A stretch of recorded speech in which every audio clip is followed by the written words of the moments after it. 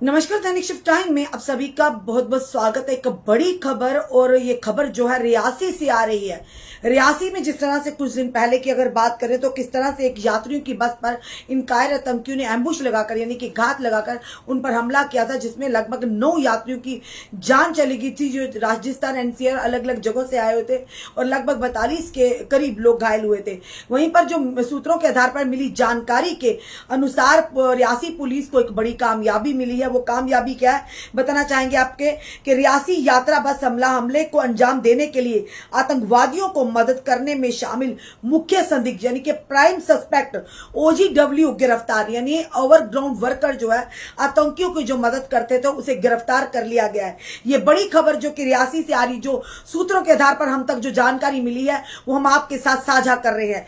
बताना चाहेंगे कि एक महत्वपूर्ण घटनाक्रम में एक ओवरग्राउंड वर्कर को पुलिस ने गिरफ्तार कर लिया, जिसे रियासी यात्रा बस हमले के दौरान आतंकवादियों को मदद पहुंचाने और रसद सहायता देने का मुख्य संदिग्ध माना जा रहा था। बताना चाहेंगे आधिकारिक सूत्रों ने बताया कि एक तीर्थ यात्री बस पर आतंकवादी हमले के संबंधित केस जो है FIR number 31/2024 under section 302, 307 IPC 7/27 arms act 16/18/20 UAPA और साथ साथ पोनी जो पुलिस स्टेशन में जो कि वहां पर एक बड़ी सफलता हासिल हुई है, जो कि 9 जून को जिस हमला किया था एक बस पर, जिसमें 9 यात्रियों ने अपनी जान गंवा दी थी।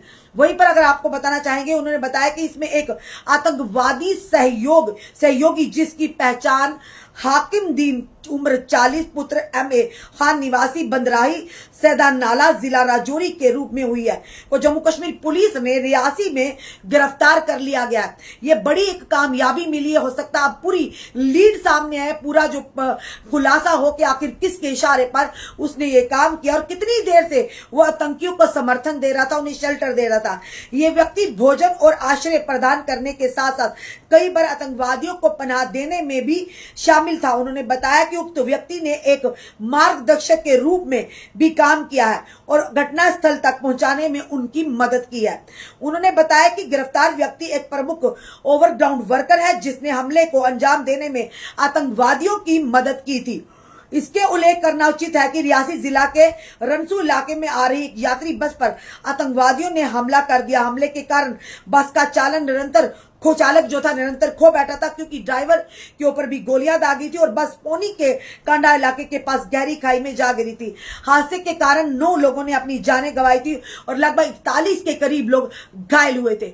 ये फिलहाल ये कहेंगे ये ऐसे लोगों को सख्त से सख्त सजा होनी चाहिए, और या फिर ये कहेंगे ऐसी सजाएं मुकर्रर करनी चाहिए कि दूसरों को भी इबरतनाक सबक मिले कि इस तरह की देश के साथ गद्दारी करने का क्या सिला होता है, इस तरह से लोगों के मासूमों के खून से हाथ रंगने का सिला क्या होता है।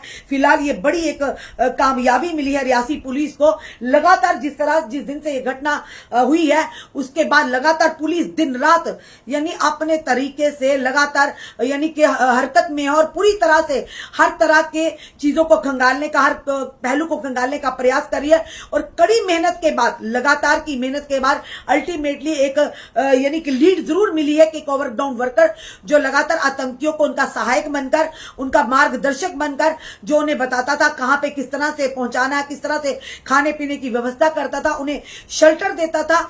और इस आतंकी हमले में भी ये बताया जा रहा है कि उसे मार्गदर्शन देने वाला यही व्यक्ति था।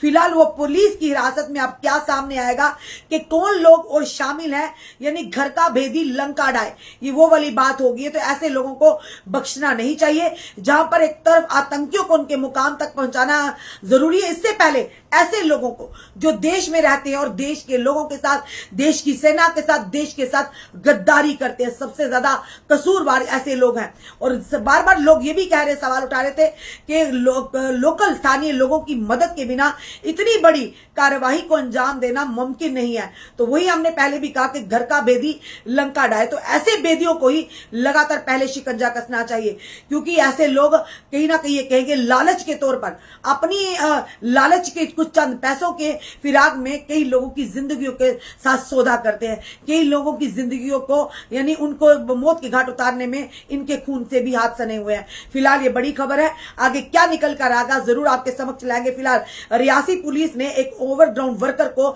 यानी कि जो प्राइम सस्पेक्ट था, जो यात्रियों की बस पर आज 9 तारीख को जिस तरह से हमला किया गया था, रियासी शिवकोड़ी से दर्शन कर जो माता वैष्णो देवी को बस आ रही थी, वहां पर जिस तरह से घात लगाकर, एम्बुश लगाकर हमला किया गया था, उसमें जो प्राइम सस्पेक्ट था उस व्यक्ति को गिरफ्तार कर लिया गया है। और रियासी पुलिस द्वारा अब क्या सामने निकल कर आएगा ये आने वाला समय बताएगा। फिलहाल सूत्रों के आधार पर जो खबर अब तक पहुंची हमने आपके साथ साझा की है। आपका क्या कहना है इस वीडियो को देखकर? अपने कमेंट, अपने सुझाव हमें जरूर दीजिएगा और इस वीडियो को जितना हो सके शेयर कीजिए। जुड़े रहिए ऐसे हमारे साथ अगले अपडेट के लिए। जय हिंद, जय भारत।